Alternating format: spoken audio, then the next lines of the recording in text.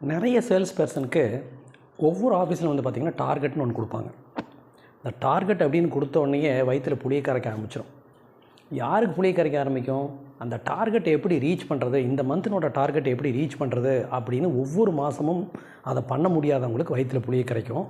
அந்த டார்கெட்டை ரீச் பண்ணுறவனுக்கு அடுத்த இதை விட இன்னும் நம்ம ஜாஸ்தி பண்ணணும் அப்படின்னு மகிழ்ச்சியாக நினச்சிட்ருப்பான்.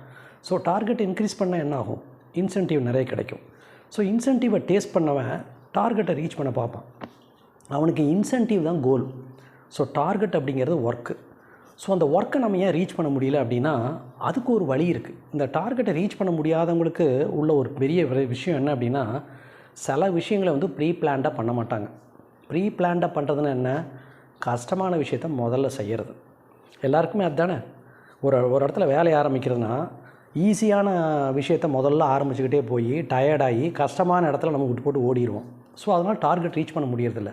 ஸோ கஷ்டமான இடத்துல வந்து நம்ம ஆரம்பிக்கணும். ஸோ கஷ்டமான இடத்துல வந்து ஆரம்பிக்கிறதுனா என்ன? ஒரு டார்கெட்டில் ஒரு இடத்துல சேல்ஸ்னால் எந்த இடத்துல வந்து ஒரு டஃப்பான வந்து ஒரு பிளேஸ் இருக்குது, இந்த இடத்துல சேல்ஸ் பண்ண முடியாது அப்படிங்கிற காலையில் நேரமே போய் அங்கேருந்து நீங்கள் ஆரம்பிக்கணும். இது ஒரு உதாரணத்துக்கு சொல்கிறேன்.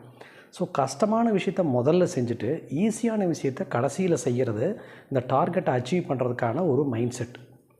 அப்புறம் ஆக்ஷன். ஒரு டார்கெட் ரீச் பண்ணுறதுக்கு முன்னாடி நீங்கள் என்னென்ன பண்ணுறீங்க அப்படிங்கிறத ரைட் டவுன் பண்ணாமல், ஒரு பேப்பரும் பேனாவை எடுத்து எழுதாமல் ஒரு டார்கெட்டை நீங்கள் ரீச் பண்ணவே முடியாது. முதல்ல எந்த கஸ்டமரை பார்க்கணும், அவர்கிட்ட உள்ள பிரச்சனைகள் என்ன, அவர்கிட்ட என்ன சொன்னால் அந்த ஒரு பொருளை விற்க முடியும், ரெண்டாவது கஸ்டமர் மத்தியானம் நான் எங்கே இருக்கணும், லஞ்சுக்கு அப்புறம் நான் யாரை பார்க்கணும், ஈவினிங் எத்தனை மணிக்குள்ள நான் வந்து ஒர்க்கை முடிக்கணும், நைட்டு வந்து கொஞ்சம் லேட் நைட்டாக உட்காந்து அடுத்த நாள் காலையில் சம்மரி ப்ரிப்பேர் பண்ணணும், அந்த டிஎஸ்ஆரை நம்ம வந்து போட்டு எறியணும் அப்படின்னு ஒர்க் ஹார்ட் பண்ணுறவங்க தான் வந்து டார்கெட் ரீச் பண்ணுறாங்க.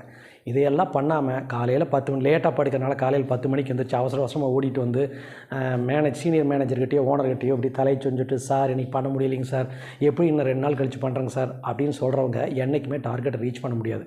ஸோ கஷ்டமான விஷயத்த முதல்ல பண்ணி பழகுங்க, சார்ட் அவுட் பண்ணுங்கள், ஸ்டார்ட் யுவர் ஒர்க் ஏர்லி. காலையில் நேரமே எடுங்க. ஃபஸ்ட்டு எந்தது ஹார்டு ஒர்க்கோ ஃபஸ்ட்டு எது ஹார்டோ அதை ஃபஸ்ட்டு பண்ணுங்கள்.